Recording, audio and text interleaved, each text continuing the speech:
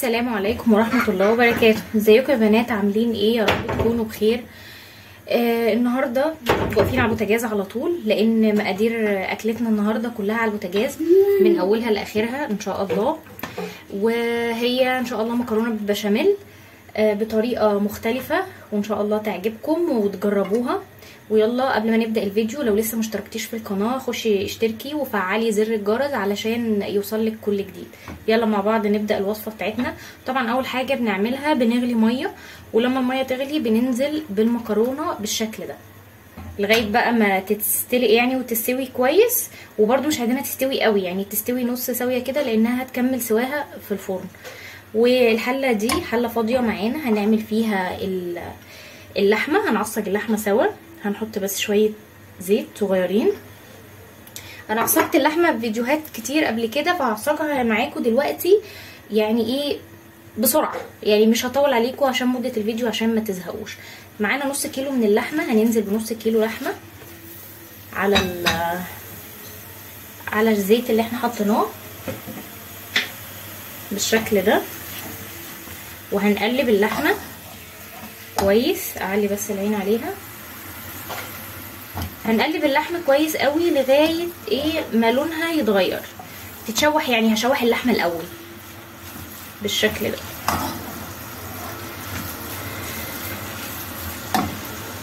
نجيب معلقه تانية بقى للمكرونه عشان نشوفها استوت ولا لا، لان انا حاطه المكرونه بقالي شويه.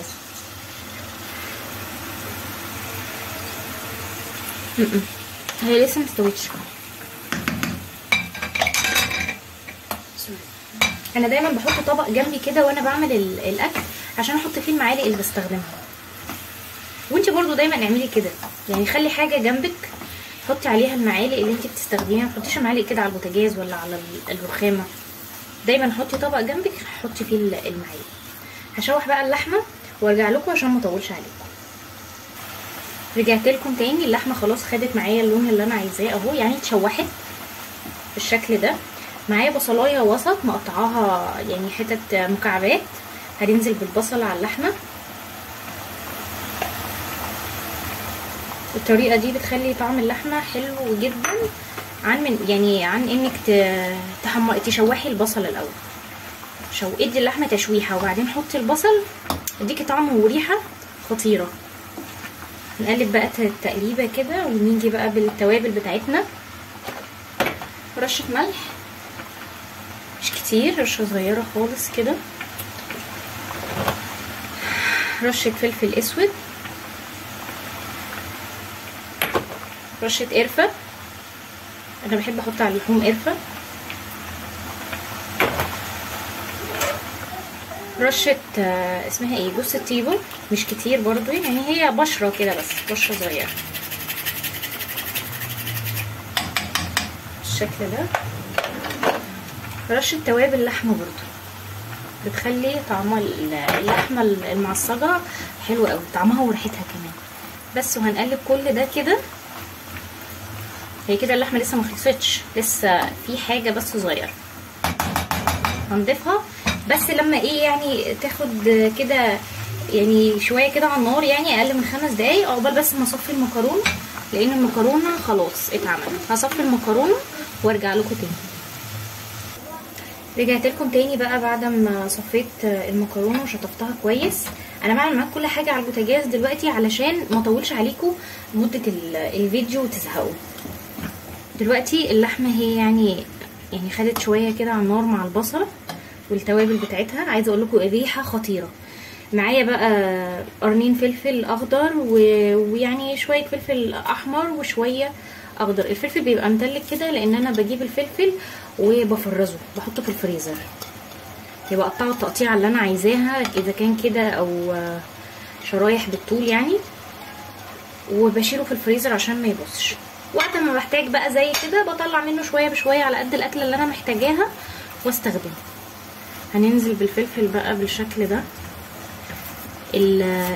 الفلفل لما بتحطيه الالوان على اللحمه في اي حاجه هتعمليها بالبشاميل او حتى لو مش هتعملي حاجه بالبشاميل يعني، بس الفلفل الالوان بيدي شكل قوي، خصوصا لو هتعملي الحاجه بالبشاميل، لان المكرونه بيضه والاكل والبشاميل ابيض واللحمه بس هيبقى لونها غامق كده، لما بتديها الشكل ده بيبقى شكلها حلو قوي، وكمان طعمها حلو ومفيد في الاكل، يعني خضار داخل الاكل.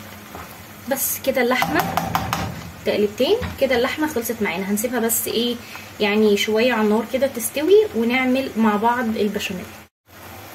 معانا بقى هنا 3 كوبايات من اللبن. برضو انا عملت البشاميل في فيديو قبل كده، بس هعيده تاني للناس اللي اول مره تتفرج عليا وتشوفني. 3 كوبايات من اللبن، عليهم 3 معالق كبار من الدقيق. والطريقه دي طريقه كويسه جدا جدا للناس اللي لما بتيجي تحمر الدقيق في الزبده بيسيح معاها، بيكلكع.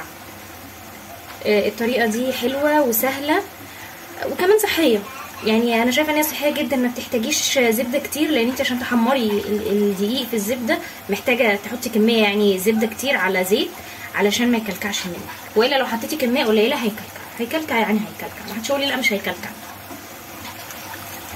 يعني انا شايفه الطريقه دي صحيه اكتر، وما بستخدمش فيها زبده كتير، غير يعني قطعه، بصوا قطعه قد ايه بس تعمل لها طعم. اهي نحطها دلوقتي عشان تسيح. نيجي نحط التوابل بتاعتنا، رشه فلفل ورشه بشره جوز الطيبه. انا بحب احط جوز الطيبه على الاكل، بتدي طعم حلو قوي يعني، مع انها هي بشره صغيره بس بتفرق.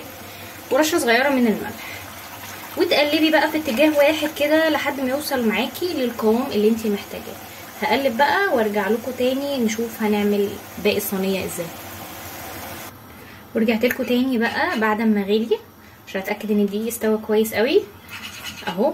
بصي طول ما هو بيغلي كده وبيطلع فقاقيع كده الدقيق استوى معاكي، عشان محدش يقولك الطريقه دي الدقيق ما بيستويش، لا هو بيستوي ووصل معايا للقوام اللي انا محتاجاه. انا بحب المكرونه البشاميل اللي تبقى جوسي كده وسايحه كده على بعضها، ما تبقاش يعني بحسها تقيله قوي لما باكلها قطعه واحده كده. فكده خلاص خلص معايا البشاميل بتاعي، ده القوام اللي انا محتاجاه، مش محتاجاه ولا اتقل من كده ولا اخف من كده، هو كده بس. يلا تعالوا بقى معانا نشوف الخطوه اللي بتخلي المكرونه ليها طعم مختلف تماما ومش زي اي مكرونه بالبشاميل. يلا تعالوا معايا، يلا بقى نكمل مع بعض. خلاص البشاميل اتعمل. الحله اللي سلقتي فيها المكرونه هتجيبيها بعد ما تشطفي المكرونه طبعا، وتنزلي بالمكرونه بتاعتك كلها الكميه اللي انت هتعملي بيها الصينيه، على حسب بقى الكميه اللي انت محتاجاها. اهي الكميه كلها بالشكل ده كده، تنزلي بالمكرونه كلها. وبعدين تجيبي اللحمه تنزلي برضو باللحمه كلها. الطريقه دي انا جربتها قبل كده، انا كنت بعمل مكرونه بشاميل العاديه خالص زي ما كلنا بنعملها او زي ما كلنا متعودين عليها، ان انتي تحطي الرق مكرونه وبعدين اللحمه وبعدين الرق تاني مكرونه وبعدين البشاميل. بس يعني حقيقي يعني دي احلى كتير ما تحطي كل حاجه كده على بعضها بالشكل ده. وهننزل برضو دلوقتي بنص كميه البشاميل اللي احنا عاملينها، مش كلها، بالشكل ده كده، ونخلي الباقي هنعمل بيه الوش اللي فوق. وتقلبي بقى الحاجات دي كلها ببعض كده، وبجد دوقي احلى مكرونه بالبشاميل لما بتعمليها رق وراق. في حتت لما باجي اكلها ايه ده ما فيهاش ولا لحمه، او ما فيهاش حته مكرونه، يعني ما فيهاش لحمه، ما فيهاش بشاميل، انما كده بتبقى كلها شاربه بقى كل حاجه زي ما انتم شايفين كده، شاربه اللحمه وشاربه البشاميل. انا عملتها مره قبل كده بالطريقه دي، وبقت دي طريقتي المعتاده اللي انا بعملها بيها على طول. وانتوا كمان لو جربتوها بالطريقه دي هتحبوها، وعيالكم كمان هيحبوها جدا. احسن ما يعني في حته كده بتيجي في المكرونه البشاميل لما تاخدي قطعه بتلاقي نفسك انت بتاكلي مكرونه بس، مكرونه مسلوقه بس، مش واصل لها البشاميل، مش واصل لها، ما فيهاش لحمه. انما كده لا، كده حاجه تانية حقيقي يعني. يلا بقى تعالوا نروح على الصينيه ونشوف هنعمل ايه. نيجي بقى هنا للصينيه بتاعتنا، هنحط فيها نقطه زيت مش كتير، عشان بس المكرونه ما تلزقش في الحله بالشكل ده كده. وتعملي بقى الجوانب كده، هي نقطة زيت بس. اديكي شفتي المكرونة كلها يعني عاملة ازاي. حطيتيش سمنة كتير، ما حطيتيش زيت كتير في اللحمة، ما حطيتيش زبدة كتير في البشاميل، فحاجة يعني حلوة جدا. وهنجيب بقى المكرونة بتاعتنا وننزل بيها كلها في الصينية بالشكل ده. بصي شكل اللحمة مع البشاميل بقى مع المكرونة مع الخضار مدين شكل ممتاز. تنزلي بقى بالمكرونة كلها كده. عايزه اقول لكم اصلا وانا بعملها بعد ما بحط الحاجات دي كده على بعض لازم اخد طبق وهي كده مكرونه مسلوقه وعليها البشاميل وعليها اللحم اهو بالشكل ده كده. بحاول بس ايه يعني ما اخليش اي حاجه في الحله وافضي الحله كلها اهو.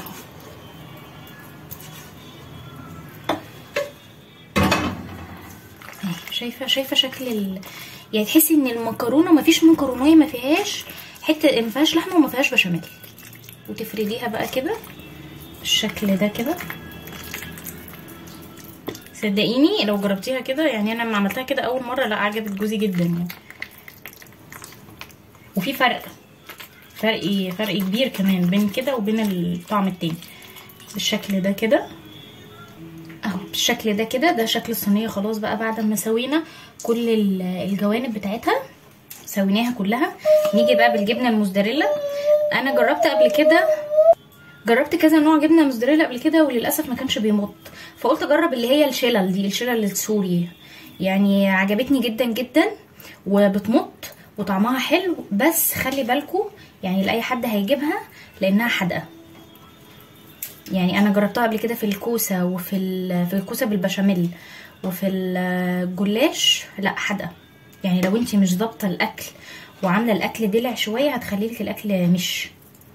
فخلي بالكم بقى يعني لاي حد عايز يجيبها. هي حلوه وبتمط حلو قوي وطعمها كمان حلو، بس حادقه. او معرفش بقى هو النوع ده اللي حادق ولا ايه، او اللي انا جبت منه ده هو اللي عنده حادق، انا مش عارفه. بس انا بقول لكم يعني بنقل لكم تجربتي اهو بالشكل ده كده. وهنجيب بقى باقي البشاميل بتاعنا ونحطه كله. باقي البشاميل بتاعنا كده ونحطه كله بقى على الصينيه كده ونفرده. افردي بقى بشاميل كده الوش الاخير. يعني شوفي بقى الحتت اللي موصلهاش يعني اللي ما جاش فيها، وخبي بقى يعني داري المكرونه كلها بكميه البشاميل الباقيه اهو بالشكل ده. وما خدتش وقت واحنا واقفين على البوتاجاز، خلصنا كل حاجه اهو بالشكل ده كده.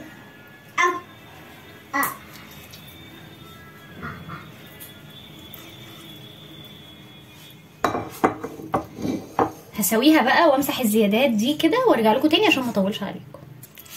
رجعت لكم تاني بقى بعد ما سويتها. هحط بقى باقي الجبنه عليها من فوق بالشكل ده، بالشكل ده كده. احط الجبنه بقى كلها بالشكل ده كده. هي بتبقى طويله كده وانتي بقى ايه قطعيها وافرديها، حطيها سايحه يعني ما تبقاش متلجه. هحط الجبنه بقى كلها وارجع لكم تاني. ده شكلها بعد ما حطيت عليها بقى كميه الجبنه كلها اهو. هندخلها بقى الفرن، فرن سخن على درجه حراره 180 يعني تقريبا نص ساعه هتكون بقى اتعملت كويس جدا وخدت وش. لو ما خدتش وش معاكي بالنص ساعه دي لو فرنك بطيء شويه ولا حاجه تحت الشوايه مش هتكمل 5 دقايق، بس خلي بالك منها هتحمر معاكي على طول. تعالوا بقى ادخلها الفرن واوريكم شكلها بعد ما طلعت. ورجعت لكم تاني بعد ما طلعت من الفرن، وده الشكل النهائي ليها. عايزه اقول لكم الريحه خطيره وشكلها جميل جدا، واكيد طعمها برضو هيبقى احلى. تعالوا كده ايه بصوا يعني عامله من جوه ازاي. نطلع كده حته مع بعض شايفين عامله ازاي؟